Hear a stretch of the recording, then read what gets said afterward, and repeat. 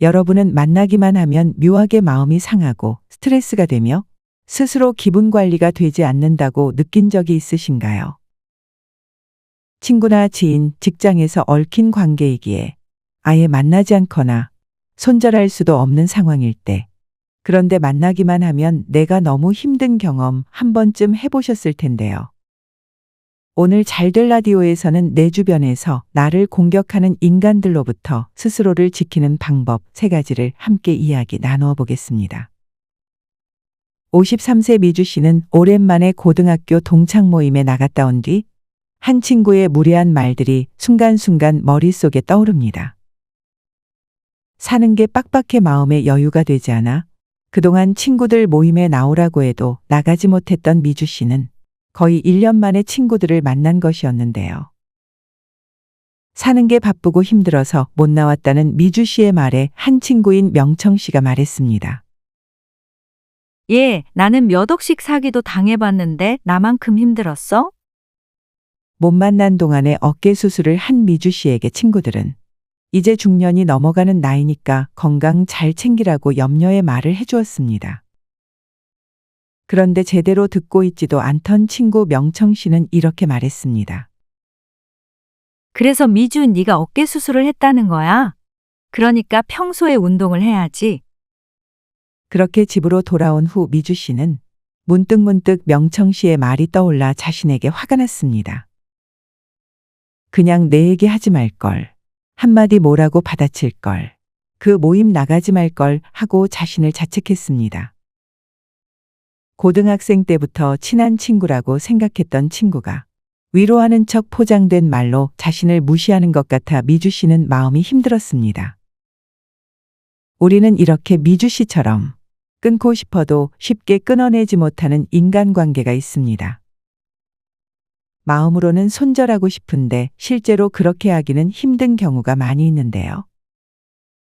상대방과 대화하거나 만나기만 하면 기분이 안 좋아지거나 늘 부정적인 말이나 불평만 늘어놓는 사람 때문에 기운이 더 빠지거나 자신이 말하기 위해 상대방의 말을 중간에 끊어버리고 가르치려고 하거나 비교하고 평가하는 사람 때문에 자감해지는 자신을 더 자책하게 됩니다. 살다 보면 다양한 사람을 만나게 됩니다. 나를 응원해주고 힘을 주는 사람이 있는가 하면 위의 사람들처럼 반대로 내 기운을 빼앗고 상처를 주는 사람들도 있죠. 문제는 이런 사람들과의 관계를 끊기가 쉽지 않다는 것인데요. 이 관계가 가족일 수도 있고 오랜 친구일 수도 있고 가까운 이웃이나 동료일 수도 있습니다. 그렇다면 나의 감정을 갉아먹고 일상을 힘들게 하는 이런 인간관계 속에서 우리는 어떻게 스스로를 지킬 수 있을까요? 미국의 심리학자 헨리 클라우드 박사는 이렇게 말했습니다. 건강한 인생을 원한다면 건강하지 않은 관계를 정리할 수 있는 용기가 필요하다. 나의 행복을 해치는 관계를 끊어내는 것도 인생을 건강하게 살아가는 중요한 방법입니다.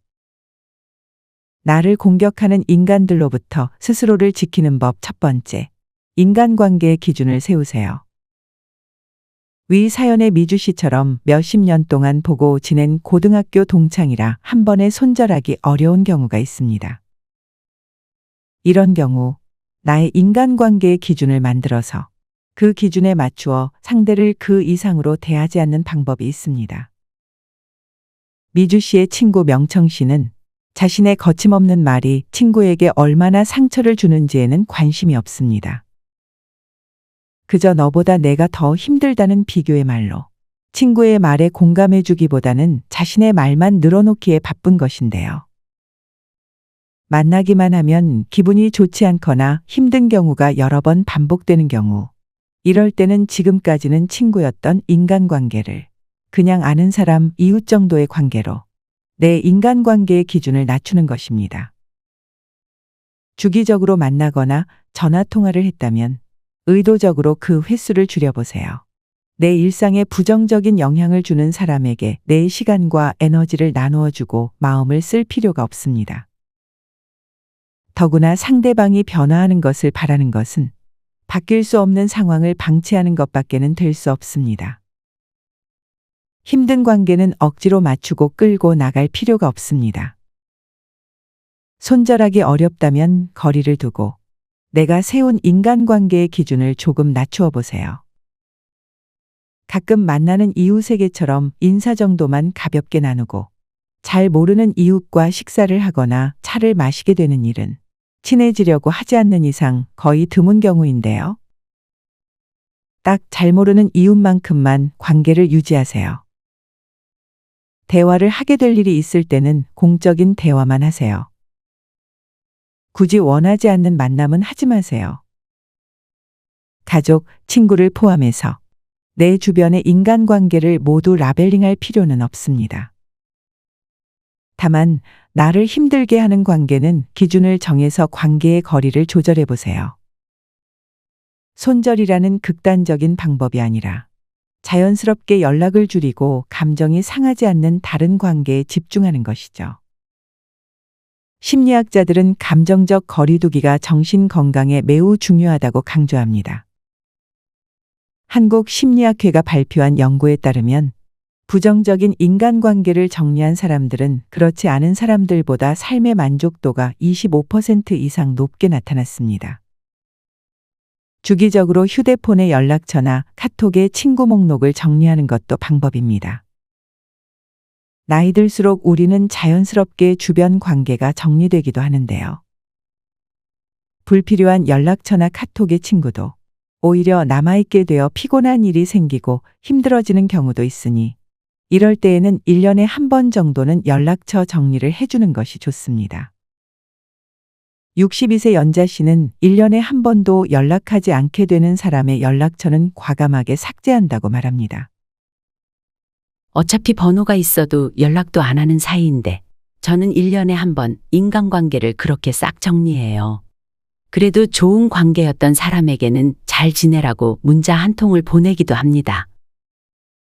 이렇게 연자 씨처럼 더 이상 연락이 없거나 부정적인 사람들과의 관계는 과감히 정리하고 내 삶에 긍정적인 영향을 주는 환경을 조성하는 것은 스스로를 지키는 중요한 방법이겠습니다. 나를 공격하는 인간들로부터 스스로를 지키는 법 두 번째, 즉각적인 대처법을 연습해 두세요. 65세 영자 씨는 남편의 말투 때문에 상처받는 일이 많았습니다. 오랜 결혼 생활 동안 남편은 무심하게 공격적인 말을 던지는 편이었고 영자 씨는 그 말에 자주 서운함을 느꼈습니다. 당신은 맨날 집에서 TV만 보고 종일 뭐 하는 거야? 시간 아깝지도 않아? 옆집 아주머니는 새벽마다 수영도 가고 하던데 운동이라도 하던가 이렇게 게을러서야. 그러니 우울증이 오지. 이런 말을 들을 때마다 영자 씨는 자존감이 무너지는 기분이 들었습니다. 화가 났지만 자신이 한마디를 하면 남편은 10마디의 잔소리로 돌려줬기에 영자 씨는 침묵으로 일관했는데요. 영자 씨도 나름대로 소소한 행복을 느끼며 살고 있었지만 남편의 눈에는 아내인 자신이 한심해 보이는지 항상 남들과 비교하는 말을 쏟아냈습니다. 가장 가까운 사이인 남편이라지만 영자 씨는 남편의 공격적이고 비난이 섞인 말을 계속 참아야만 하는 것일까요? 가장 가까운 가족 사이라도 함부로 던지는 말이 원래 더 아픈 법입니다. 배우자의 말이라고 해서 무조건 참고 넘어갈 필요는 없습니다. 오히려 가까운 사이일수록 더욱더 명확한 경계를 설정하고 즉각적인 대처법을 연습해 두어야 합니다. 영자 씨는 욱하며 함부로 말하는 남편의 성격을 알고 있음에도 침묵하고 있는데요. 그러다 결국에 화병이 생기고 스트레스는 만병의 근원이 됩니다. 이럴 때 나를 공격하는 사람들에게 대처할 말을 미리 연습해 두면 당황하지 않고 상대방에게 내가 얼마나 상처받고 화가 났는지, 얼마나 그 말이 무례한 것인지 정확하게 전달할 수 있습니다. 그러면 그 다음부터는 조심하게 되는 상대방을 볼 수 있을 텐데요.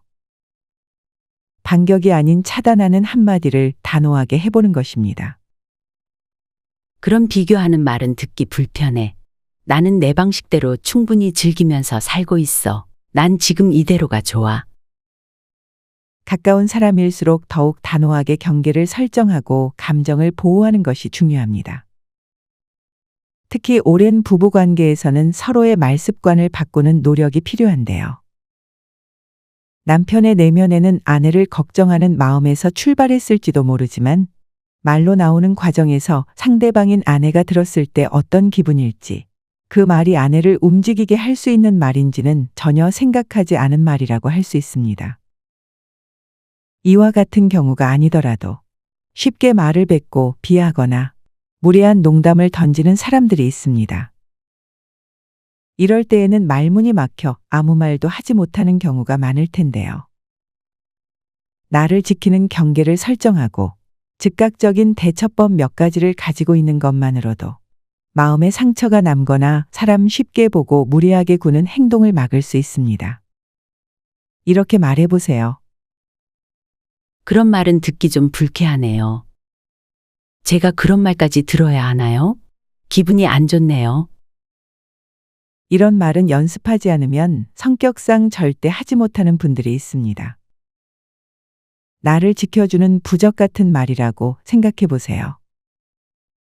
무례한 말이나 상처 주는 말은 이렇게 단호한 말로 상대방의 말로부터 자신을 보호해야 합니다. 이 말은 앞으로도 그런 무례한 사람으로부터 다시는 막말을 하지 않도록 지켜주는 시작이 될 수 있습니다. 나를 공격하는 인간들로부터 스스로를 지키는 법 세 번째, 주변 환경을 바꾸세요.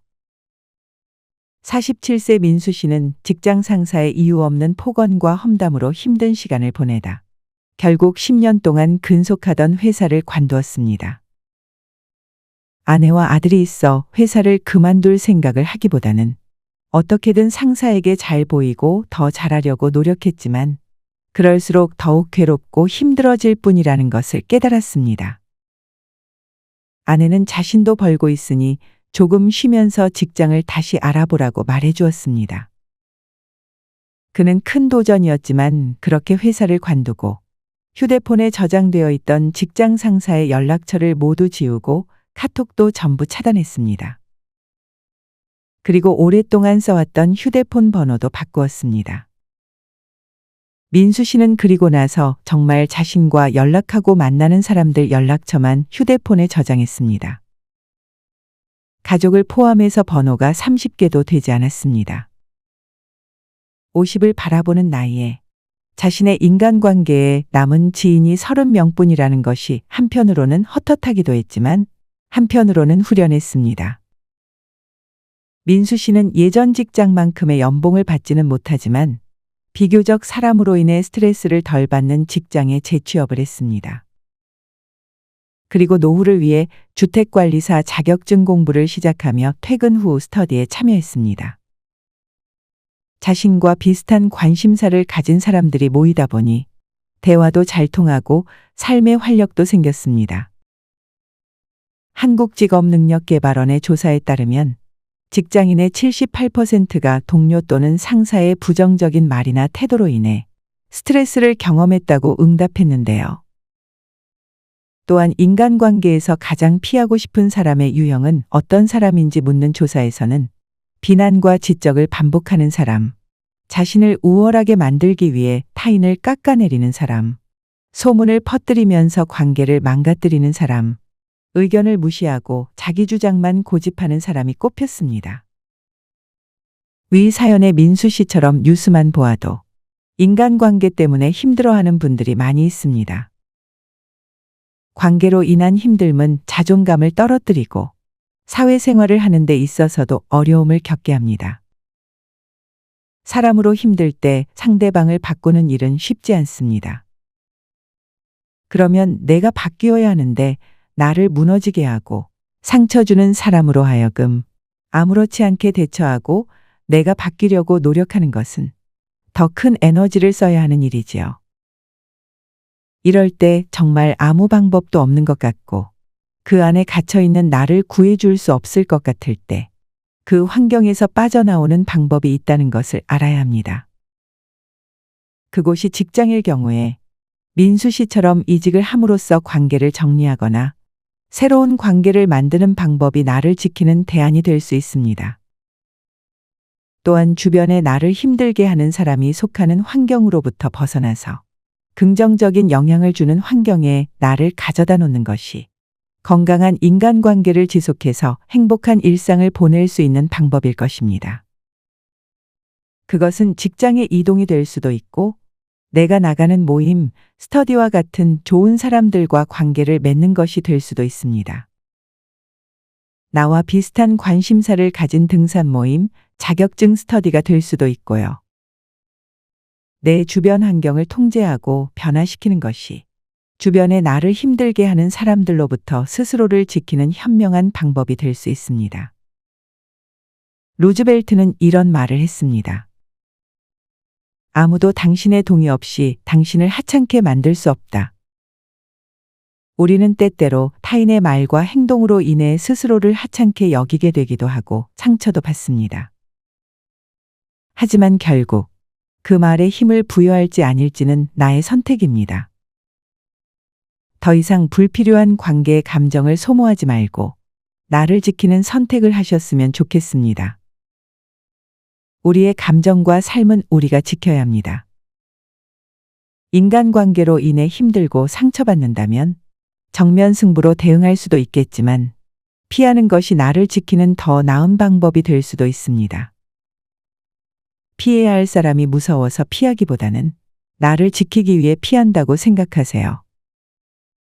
오늘 말씀드린 나를 공격하는 인간관계에서 스스로를 지키는 방법을 정리해보면, 첫 번째, 인간관계에 대한 나만의 기준을 세워보세요. 친구로 남을지, 그저 아는 사람이 될지, 모르는 사람이 될지를 선택해서 인간관계를 정리해보세요. 두 번째, 즉각적인 대처법을 연습해두세요. 나를 공격하는 사람을 만날 수밖에 없는 상황이라면 미리 나를 지킬 수 있는 말을 연습하세요. 그리고 상대방에게 돌려주세요. 세 번째, 주변 환경을 바꾸세요. 나를 힘들게 하는 인간관계가 속해 있는 환경을 바꿈으로써 나를 지켜내세요.